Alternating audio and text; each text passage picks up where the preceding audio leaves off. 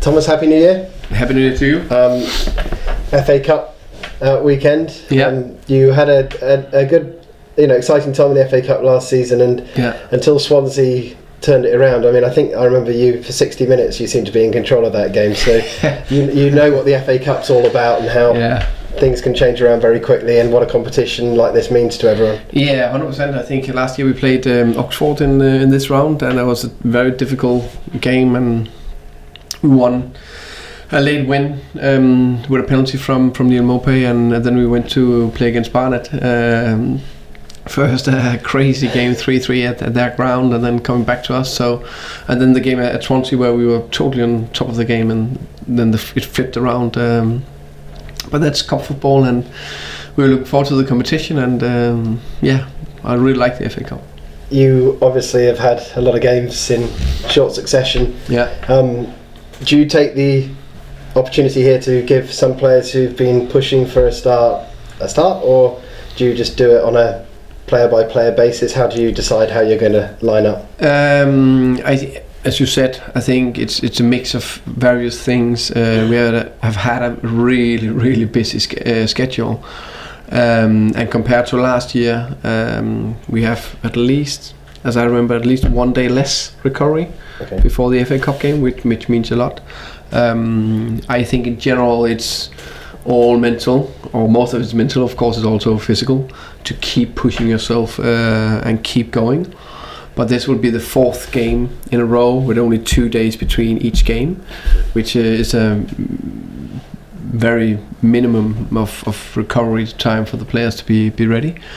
So yeah, of course I'm going to rest some players, but I'm also going to play some players, and I'm really looking forward to see the team performing tomorrow. I said that to the boys after the training today, and it looked really good. So we're ready to attack, and they would like to progress to the next round. Do you know what to expect from Stoke City? Because I watched them at Fulham, and then I saw the result that they had up at Huddersfield. No, I think they definitely progressed. I think they are much more stable now.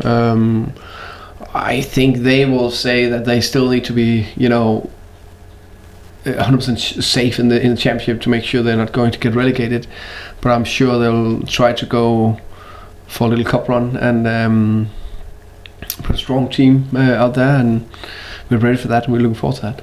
Will they be different from the team that came and drew earlier in the season at Griffin Park? Yeah, I think for two reasons. One, different manager. Two, there is the cup game, so I will see 75 minutes before kickoff. What kind of team they'll put out there, but we are prepared. And coming into the FA Cup, sitting third in the league, it's been a great season really so far, hasn't it? I came earlier on in the season before, I think it was Queen's Park Rangers, and you'd had mixed results up to that point, and the run you've been on since has been fantastic, hasn't it?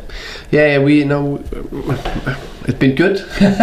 Fantastic. Then we won all the games. Won all the games. No, it's been really good. We are in a good place. You can just feel the vibe around the place, and the atmosphere, and the positive mindset everybody's having this moment in time, but also that mindset of keep pushing, that attitude, and keep pushing, that we keep getting better. But yeah, we are pleased but not satisfied with the things, how things is going or turning out this moment in time. But we need to keep focusing on working a little bit harder, try to play better football, try to progress every single day. But there's no doubt it's a little bit more nice when we're winning a lot of games compared to if we didn't. So yeah. What a result as well on New Year's Day to do that away at a team like Bristol City. Yeah, it was. I think it was a good and a big result for us. I think we throughout the game played with a top attitude and very professional. Right from the first second of the game, we attacked and took initiative in the game, and we got the 1-0 lead, and then they got a man sent off, and after that we controlled the game and comfortably won 4-0. Now, when you look in January for maybe bringing players in, you've announced a player already. Yeah. from Sparta Rotterdam. Yeah. Can you tell us a bit about him? Yeah, I think that's another part of the good strategy and the good recruitment we continue to show every year. They were bringing in Halil Davisoglu. As you said, we actually already got him in the summer, but we chose to put him out on loan for 6 months because we thought that would be the best for his development. And now he's 6 months longer down the line, and he's ready to come in here and hopefully perform as soon as possible. Halil, I would say, is offensive goal scorer. Offensive player / goal scorer that he can play in different positions. He's that age, like Ollie Watkins when he came. Was he a 10? Was he a 9? Was he a winger? Where now clearly Ollie Watkins is 9. I see Halil as a goal scorer, but I see him to be a goal scorer playing as a number 9. I also think he can play as a winger, not as a tricky winger as 8, but more goal scoring winger. And I also see him, if we played with a 10, which we don't, he can play that, or when we played our 3-4-3, he could play one of the 2 10s, like a really attacking player going forward and arrive in the box. He moves well, good decision making, nice touch, he's smooth in his running and decision making. So I think he looks very interesting. Of course, there'll be bits of when you're coming from the Dutch league to adapt to the intensity of the game in England. And that's the bit he needs to focus on and get better at, and especially in the way you want to press, with the intensity you want to press, and not only for 1 times, 2 times or 3 times. Now keep going with these maximum actions in the pressure throughout 90 minutes. That will probably be the main bit for him to adapt to. Do you think there will be any more players to strengthen you in this? It's January and everything can happen. So I'm pleased. I'm pleased that we get one offensive player in. We got Emiliano back from Midtjylland, and we can also recall Marcus Forss if we want to. So we need to add an offensive player because we had the 2 injuries to Sergi Canas and Nikos Karelis. Talking about Forss, he's done well, hasn't he? I mean, I'm sure you keep tabs on all your players that you ever send out. Yeah, 100%. We were following him close. Very pleased with how he'd done so far. Scored a lot of goals and getting a lot of minutes into a very competitive league in League One. So we're pleased, and I keep saying that we need to, take a decision on taking back or let him stay at Wimbledon. But that'll be a decision taken soon. We know how Brentford have produced some great players that have gone on, like Neil has done so well this season. Is there any concern that players will be targeted in this transfer window, or is that something you just have to deal with? Yeah, I think that everybody can see that we have some very interesting players in this team. But I will keep telling is that I really can't understand if they should leave Brentford this moment in time. First and foremost, we are not interested in selling, but we are playing so well. We're in such a good place as a club, as a team. Players and staff are really enjoying themselves in this club this moment in time. So I think when you have these moments in your career as a staff member or as a player, I think it's about take the best of it and enjoying it, and stay in the moment and focus on what's happening next, and then we'll see what's happening in the summer. But it's all about that timing and enjoying the peaks when you can. And for you, I imagine it's much easier to not have someone leave in January than if it happens in the summer, because at least you've got time then to reshape your squad, whereas it would be really change the dynamic of the team. Yeah, of course, it always changes the dynamic of the team, good or in a good or slightly bad way. When players are coming in or out, you never know that. But I agree with you, if we can time it perfectly, so we change players before the 6 weeks of pre-season, and then get the new players in before the 6 weeks. That's the perfect scenario.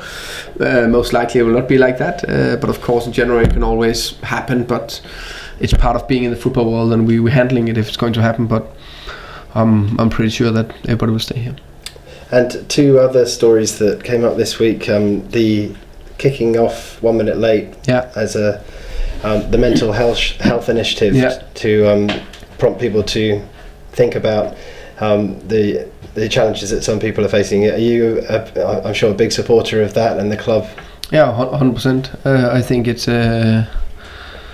very important that football we are raising awareness of different issues people are fighting with in life, and I think a mental issue is a bigger thing in the modern world. So I'm very pleased that it's something that is getting a lot of attention, because I think we need to be educated and have more focus on the different aspects, and I think that's a big area to be focused on.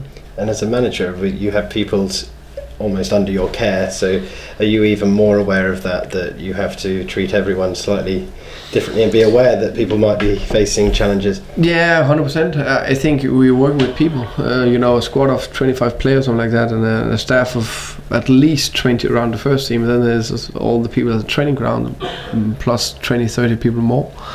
And it's all about people. It's not a footballer, it's not a physio, it's not a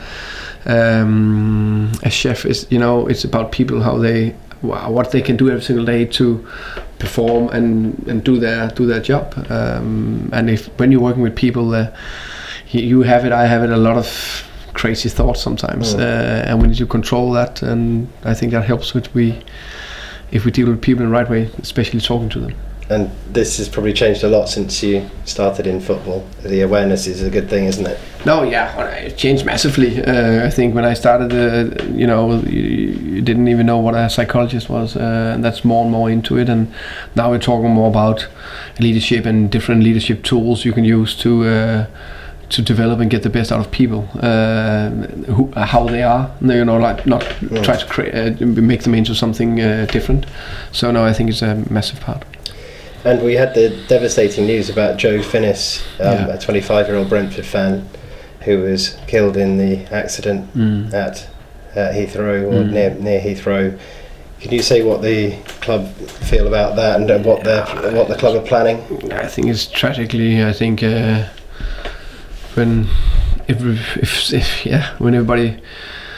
somebody dies in a car accident or whatever, I think it's very tragically.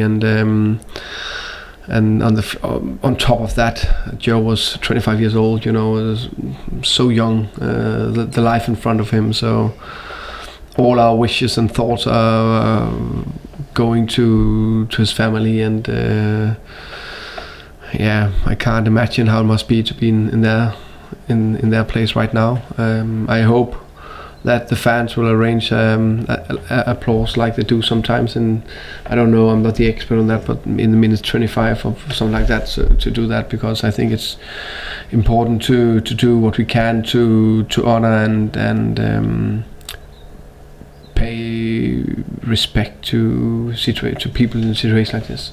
All clubs are close knit, but particularly Brentford, there's a very family atmosphere when everyone seems to know the fans around them. So many will have probably known him. Yeah, 100%. I'm sure that a lot of people miss a good friend or a family member going to the game tomorrow, and that's going to be a very emotional moment for them, and that's why I think we need to support that and take care of that.